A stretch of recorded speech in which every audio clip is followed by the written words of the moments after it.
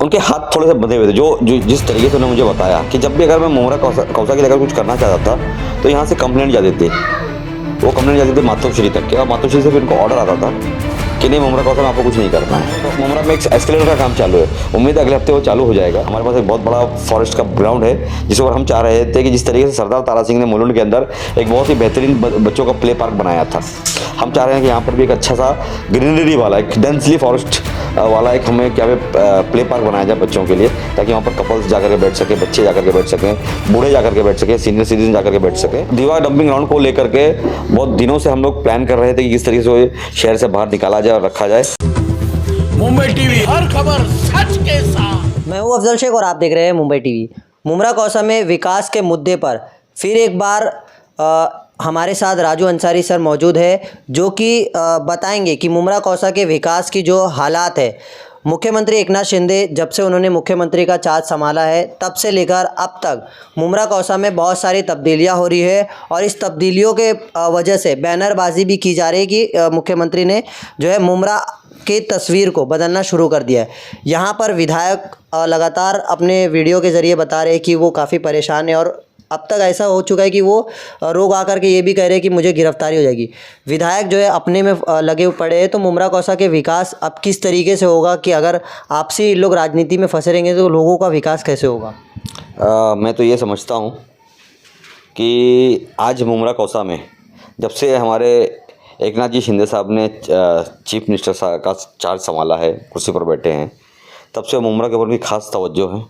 वो चाह रहे थे मुमरा पहले से काम करने के लिए, क्योंकि ये उनके लड़के डॉक्टर एकनाथ शिंदे साहब की भी खासदार की कॉन्स्टिट्यूंसी है और वो यहाँ पे डेवलपमेंट कर रहे थे। आप जाके देखिए डोंबिवली में, कटाई में, अमरनाथ में, आप दीवा में, आप कल्याण फाटा में देखें, उनका काम बहुत तेज़ी से चल रहा था। मगर अक्सर और वो खुद भी काम कर रहे थे, मगर उनके हाथ थोड़े से बंधे हुए थे, जो जिस तरीके से उन्होंने मुझे बताया कि जब भी अगर मैं मुमरा कौसा के लेकर कुछ करना चाहता था तो यहाँ से कंप्लेंट जाती थी, वो कंप्लेंट जाती थी मातोश्री तक के, और मातोश्री से फिर उनको ऑर्डर आता था कि नहीं मुमरा कौसा में आपको कुछ नहीं करना है।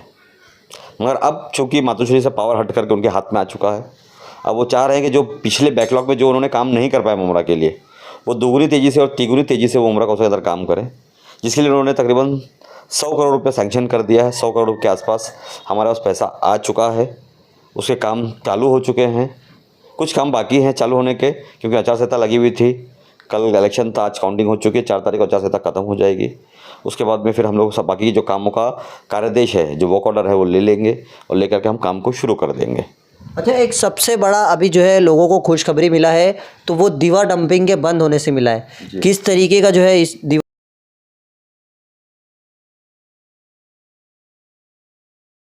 कई सालों से, मतलब मैं ये समझता हूँ हम 4 या 5 सालों से इसका फॉलोअप लगातार होता रहा। हमने कमिश्नर साहब से गुहार लगाई, हमने स्टेट गवर्नमेंट से गुहार लगाई, मगर नहीं हो सका। मगर कहते हैं ना, if there is a will there is a वे।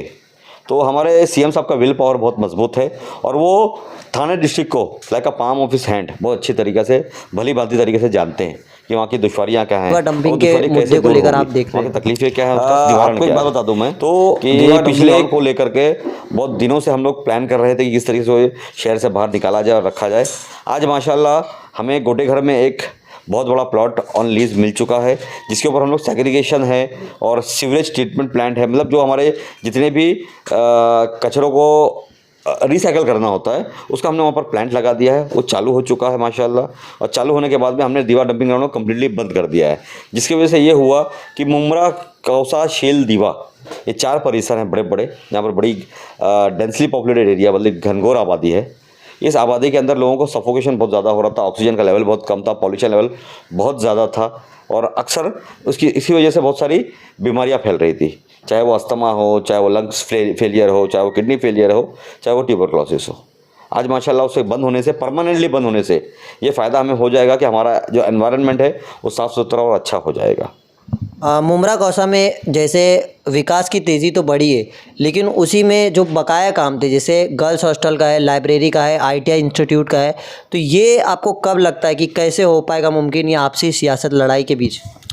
मैं समझता हूँ कि कितनी भी आपसी लड़ाई हो, कितनी भी आपस में मतभेद हो, कितने भी आपस में पॉलिसीज़ को लेकर के, अपने पॉलिटिक्स को लेकर के आपके आपस में एक पॉलिटिकल राइवलरी बोलते थे, पॉलिटिकल राइवलरी होती है, ये कोई दुश्मनी नहीं होती है, एक पॉलिटिकल राइवलरी होती है। हर आदमी अपने वर्चस्व को कायम करने के लिए पॉलिटिक्स के अंदर रहता है और वन हैंड आगे बढ़ करके वो काम करने की कोशिश करता है। मगर मैं ये समझता हूँ कि हमारी आपसी राइवलरी के अंदर हमारे इलाके के जो लोग हैं, हमारा जो माशरा है, उसको नुकसान नहीं पहुँचना चाहिए। इसीलिए पिछले 3-4 सालों से मैं बहुत शांत बैठा था, बहुत सब्र कर करके बैठा हुआ था और आज भी सब्र ही कर रहा हूँ।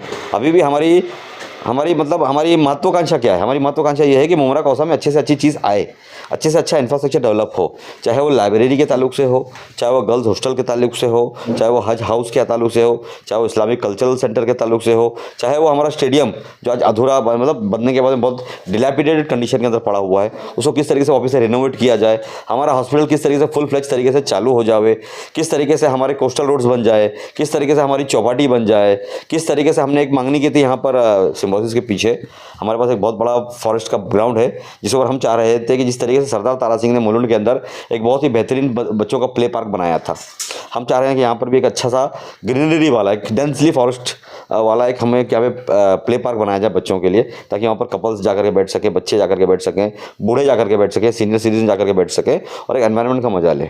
तो ऐसी बहुत सारी चीज़ें अंडर द पाइपलाइन है, बहुत सारी चीज़ें ऐसी हैं जो बहुत ज़्यादा ज़रूरी है, जैसे कि पानी की तकलीफ़। आज हमारे यहाँ पानी की इतनी ज़्यादा तकलीफ़ है कि आप देख रहे हैं पिछले 2 दिनों से पानी बंद था। अक्सर ये होता है कहीं ना कहीं MIDC जो है वो अपनी लाइन को बंद कर देती है, चाहे वो कुछ रिपेयर करने के बहाने या कुछ सर्विस करने के बहाने बंद हो जाता है। हमें बहुत सारी तकलीफ़ें होती है, तो हम ये चाहेंगे कि CM साहब हमारे लिए कुछ स्पेशल प्रपोजल ला करके, कुछ एज अ पायलट प्रोजेक्ट ला करके हमारा जो पानी की जो समस्या है उसका निवारण करें। इसके लिए हमने उनसे मांगनी की है और हमें उम्मीद है कि कम से कम 20 मिलियन लीटर्स पर डे का पानी हमारा बढ़ करके हमें मिल जाएगा। यानी जितने भी यहाँ के सत्ताधारी पार्टी के नगर सेवक है वो नकारा थे, मतलब कुछ काम नहीं कर पाए, जो कि बाहर से आने के बाद लगातार कामों का सिलसिला हो रहा है। नहीं, ऐसा नहीं है, हमारे सारे नगर सेवक सक्षम हैं, अक्सर मेरे दोस्त हैं और हर नगर सेवक ने अपनी तरफ से बहुत सारी कोशिशें की, उन्होंने पहल की, उन्होंने सारे नगर सेवक ने जाकर के कमिश्नर से मिले, बजट के लिए बहुत सारी हाथ पैर मारे, भागदौड़ की, बहुत सारे लोग स्टेट गवर्नमेंट के पास भी गए, माइनॉरिटी के फंड लाने की कोशिश किए, स्टेट गवर्नमेंट का फंड लाने की कोशिश किए, MMRD का फंड लाने की कोशिश किए, UD का फंड लाने की कोशिश किए, पर नहीं ला पाए। लेकिन असेंबली में आरोप भी लगाए कि कोई कुछ बोलता नहीं है। नहीं, ये सब झूठ बात है। हमारे सारे नगर सेवक सक्षम हैं और अच्छे तरीके से काम कर रहे हैं। आप देख सकते हैं, चाहे वो हमारे सिराज डोंगरे साहब हों, वो अपने तरीके से लड़ते थे, राजन किनी साहब अपने तरीके से लड़ते थे, यासीन कुरैशी साहब अपने तरीके से लड़ते हैं, शानू पठान साहब एक यंग एंड एक्टिव नगर सेवक थे, वो अपने तरीके से लड़ते थे, हमारी अश्विन भाभी जिसे हम लोग अक्सर शेरनी कहते हैं, वो अपने तरीके से लड़ती थी। हमारे घर से तो हम हैं लड़ने के लिए। ऐसे बहुत सारे हमारे मुमरा कौसा के जो नगर सेवक थे, विशु भगत साहब थे, वो अपनी स्टाइल में लड़ते थे, लड़ते सब थे, मगर हमारे अंदर एक बहुत अच्छी खासियत क्या थी कि हमारी आपस में बॉन्डिंग बड़ी अच्छी थी। हमने कभी भी किसी नगर सेवक को अकेले लड़ते हुए नहीं देखा। अगर वो अकेला था तो हमने उन्हें कंधे के पीछे जाकर खड़े हो गए, हम उनके पीछे साई की तरह जाकर खड़े हो गए और उनका सपोर्ट किया और लोगों ने अपनी लड़ाई को आगे बढ़ाई। मगर हुआ क्या? हुआ ये कि जो बेचारे नगर सेवक लोग अपनी मांगनी करते थे, उस मांगनी को एकत्र करके, बंडल करके, क्लस्टर करके उसे कमिश्नर के पास भेजा जाता था और कमिश्नर उसका एक सिंगल टेंडर कॉल करते थे। म्यूनसिपल कमिश्नर की बात कर रहा हूँ मैं, और उसका सारा श्रेय जो है वो नगर सेवकों को नहीं मिल पाता था, कोई और ही ले जाता था। बेगानी शादी में अब्दुल्ला दीवाना, तो ये अक्सर होता था कि बेचारे नगर सेवक बहुत मेहनत करते थे मगर नाम किसी और का हो जाता था, मगर काम महानगर पालिका ही करती थी। देखो, महानगर पालिका, आपको मैं सिस्टम समझा दूं कि महानगर पालिका के अंदर जब तक के जनरल बॉडी के अंदर कोई भी चीज़ मंजूर नहीं होगी वो काम नहीं हो सकता है। और जनरल बॉडी में कौन बैठता है? कोई आमदार बैठता है क्या? कोई खासदार बैठता है क्या? कोई मिनिस्टर बैठता है? नहीं, सिर्फ और सिर्फ नगर सेवक बैठ सकता है वहाँ पे। वो कितना ही बड़ा प्राइम मिनिस्टर ही क्यों ना हो, प्राइम मिनिस्टर भी हमारे हाउस के अंदर नहीं आकर के बैठ सकता है, उसके अंदर सिर्फ और सिर्फ हमारे नगर सेवक बैठ सकते हैं और नगर सेवक बात कर सकते हैं। उन्हीं के मिनट्स होगी, उन्हीं के वॉइस को रिकॉर्ड किया जाता है, उन्हीं के मिनट्स को आगे रिजर्व करके रखा जाता है। तो जो भी मांगनी की गई, जो भी काम किया गया महानगर पालिका की तरफ से, उसका पूरा श्रेय नगर सेवकों को जाना चाहिए। ये हमारे मुमरा कौसा की जो जनता है उससे समझना चाहिए कि महानगर पालिका का जो फंड आ रहा है वो किसका है? जिनको हमने नगर सेवक चुन करके दिया, ये उनका फंड है, ये उन्होंने हमारे लिए काम किया है। हाँ, अगर हमारे पास कोई स्टेट गवर्नमेंट से फंड आता है तो हम कहेंगे नहीं, ये आमदार का फंड है, हमारे मिनिस्टर साहब का फंड है। या अगर कोई सेंट्रल गवर्नमेंट से फंड आता है, जैसे भी मुमरा में एक एस्केलेटर का काम चालू है, उम्मीद है अगले हफ्ते वो चालू हो जाएगा। मेरी खासदार साहब से बात हुई है, खासदार साहब ने कहा है कि नेक्स्ट वीक के अंदर हम उसकी ओपनिंग बहुत जल्द ज़रूर कर देंगे उसको। तो जो एस्केलेटर का काम हुआ वो सेंट्रल गवर्नमेंट से आया, हमारे खासदार साहब ने किया। अभी आपको एक बात बता दूं, हमारे खासदार साहब ने एक प्रपोजल लाया है, क्योंकि हमारा जो मुमरा का जो निकलने का जो एग्जिट का जो रोड है वहाँ पर रेलवे का एक ब्रिज था, आरओबी था जिसे कहते हैं, आरओबी था, उसके बाद में एक टनल था। वो आरओबी की जो डिफेक्ट लिएबिलिटी पीरियड है, डीएलपी पीरियड है, वो खत्म हो चुका था। रेलवे ने अभी क्या किया है कि अल्टरनेट एक रोड बना रही है जो किनारे से होते हुए वापस जाकर रेती बदल पर जाकर के मिल जाएगा, जिसका पूरा खर्चा जो है रेलवे कर रही है। हमारे 3 नंबर और 4 नंबर और 5 नंबर और 6 नंबर प्लेटफॉर्म का काम चालू है। हमारे नए रेलवे के लाइन डालने का काम चालू है। नया हमारा खाड़ी के ऊपर एक ब्रिज बनाया गया। ये किसकी देन है? ये हमारे खासदार साहब की देन है, ये हमारी सेंट्रल गवर्नमेंट की देन है। तो ये लोगों ने समझना चाहिए कि हमारे पास 3 अलग अलग तरीके के बजट आते हैं। एक सेंट्रल गवर्नमेंट का आता है, उसके बाद में स्टेट गवर्नमेंट का आता है, उसके बाद में महानगर पालिका का आता है। तो जो महानगर पालिका का आएगा उसका श्रेय नगर सेवकों को मिलना चाहिए, ना ही किसी अरे गहरे को मिलना चाहिए।